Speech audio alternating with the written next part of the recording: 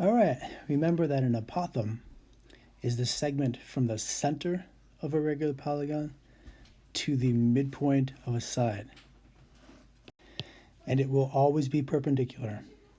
Therefore, if this is an equilateral triangle and all the angles are 60 degrees, if we construct a segment from here to the corner, which is called the radius of the regular polygon, then this 60-degree angle has been cut in half, and we have a 30-degree angle there.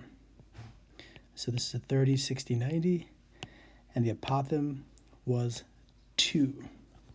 All right, well, in the 30, 60, 90, that's the shortest side, which is our favorite, because then we just double it to get the hypotenuse, and we multiply it times root 3 to get the long leg. So we know that from the center of the triangle to a corner is 4. That's from the center to any corner, including to this corner.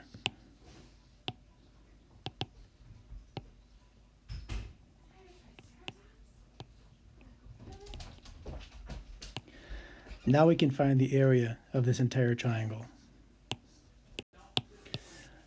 The entire base will be 2 root 3 plus another 2 root 3, so 4 root 3. And the height is 6 because 2 plus 4 is 6. So the area of this triangle is 1/2 times the base times the height, which is 12 root 3. That's the exact answer, and the decimal approximation is about 20.8. And since the units were feet, this would be square feet.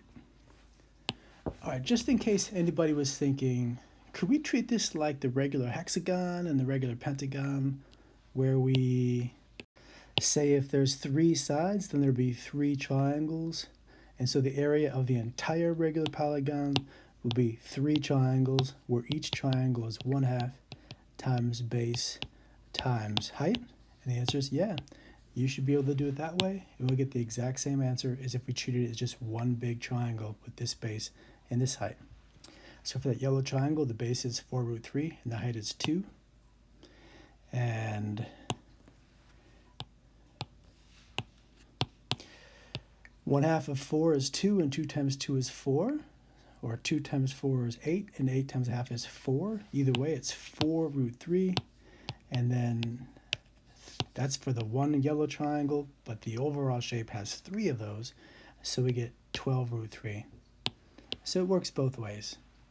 This is the exact answer, and this is the decimal approximation rounded to the 10th place.